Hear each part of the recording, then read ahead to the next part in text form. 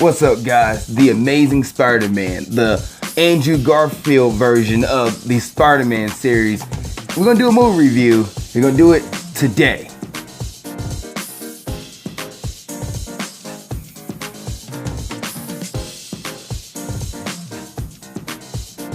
What's up, world, and welcome to Movie Showdowns. I'm your host, Ali Zakka, and this is a series where I and a guest or a family member are going to sit down and discuss a movie, review it, give you all the spoilers, all the details, all that good stuff, characters, and a grading system, which uses the elementary school system, A through F, plus minus a do count.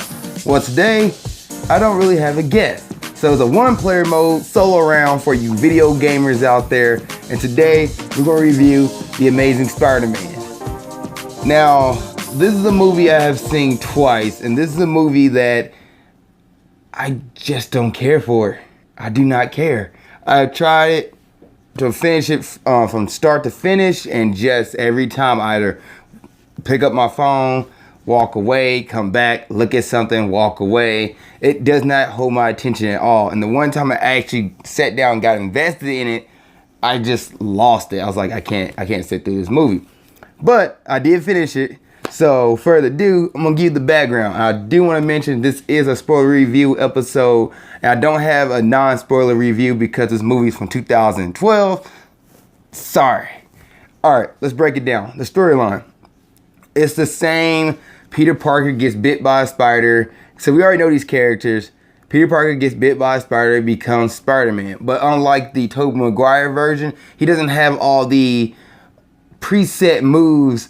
Once again, talking video game language, preset moves that the Tobey Maguire Spider-Man had. There's no really other way to talk about that dude besides just saying Tobey Maguire Spider-Man. But Andrew Garfield actually has web cartridges that he makes to shoot the webs. He doesn't shoot the webs directly out of his arm, as in, once again, Tobey Maguire's version.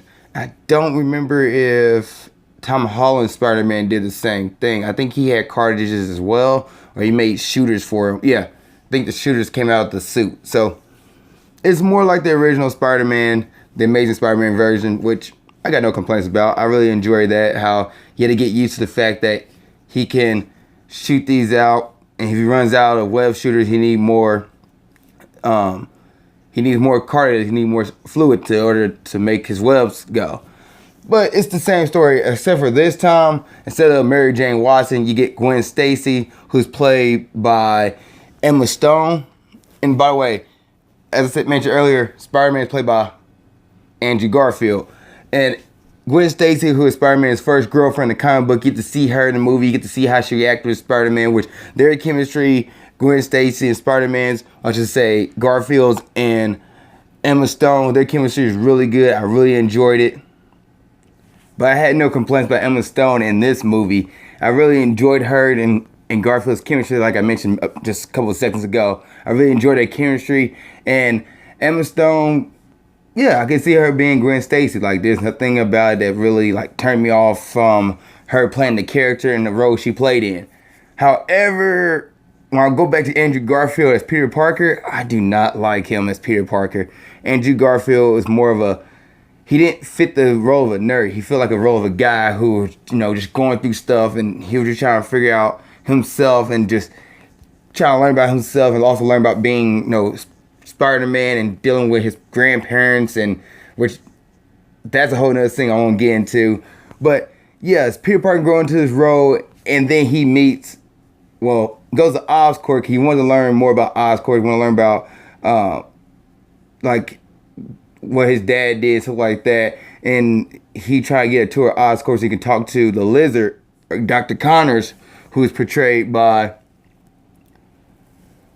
I'm gonna mess the dude's last name up. I'm gonna hash these people's names up. Rhys. Rhys? Ifans? Ifans? Rhys Ifan. To me, the Lizard in this movie is a forgettable character. I know they picked the Lizard from the first trilogy because Dr. Connors was in the second and third movie, and you actually get to see the Lizard in this one, the Amazing Spider-Man version, but do not really care for him. Do not care. So that's Peter Parker's arch nemesis, the Lizard, who try to make pretty much everybody in the city lizard-like. Like, that was his goal. Like, he was trying to find this cure to get his amputated arm back into a full arm, and then he ended up coming, I guess, the medicine or wherever the I can't think of the term I'm looking for, but whatever he was messing with, the chemicals he was messing with made him become like, we gotta turn everybody to lizards. So that was his goal, to pretty much turn the city of New York into lizards. And it's up to Peter Parker to stop him, to grow into his powers and stop him. Yeah. Yeah, not much about this movie that really you haven't seen in any other movies. Like, this was the same setup. A good guy gets his powers, fight a bad guy who pretty much plot to take over the world in a sense. It wasn't like stated, but that's what the Lizard was up to. And Peter Parker had to thought his plans. So, yeah. The ending was forgettable. Like, there's one scene I would say about the ending that I really enjoy, and that was like Peter Parker using the cranes to get to the tower. I believe it was the Eiffel Tower. I said not Eiffel. Wow, the Empire State Building.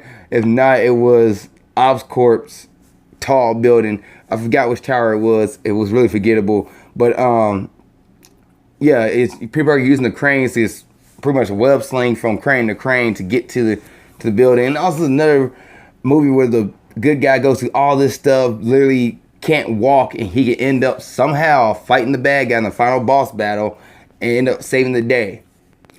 We know the Uncle Ben played by Martin Sheen in this movie. Is that Charlie Sheen's father? Interesting. Not sure. But played by Martin Sheen in this movie. I don't know. I just felt like Aunt May, Uncle Ben in this movie could just told Peter Parker that his family died. Like, instead of just hiding it from him or waiting until he got older. Because half the issues in this movie could have been avoided. Some of the reasons for these characters' actions could have been avoided. It was, nah. I wasn't really a fan of it. Everybody else in this movie is not, they all kind of forgettable. Like, you got Flash Thompson, who's played by Zakka. No, Zakka. Zylka. I just short these people's names. I'm sorry, but he was the bully character he is in all the other movies except for Homecoming. But other than that, the Amazing Spider-Man was not really that standout movie. Like, people claim this movie is one of the great Spider-Man movies. And I'm like, yeah. So, grading time. Well, I should say, before I get to grading time, is this a movie you should watch on a Friday night? Like, instead of going out, hang out with friends, stay at home, watch it? No. Go out, have fun, go get right together, do something. Do not spend your time on this a Friday night on this movie. This is not a Friday night movie. This is probably a Sunday movie. Sunday afternoon, a Wednesday afternoon, Tuesday afternoon, something to kill time when you're doing something else in the background. That kind of movie, just the noise in the background movie. Grading time. So, The Amazing Spider-Man, I'm going to give this movie a C-.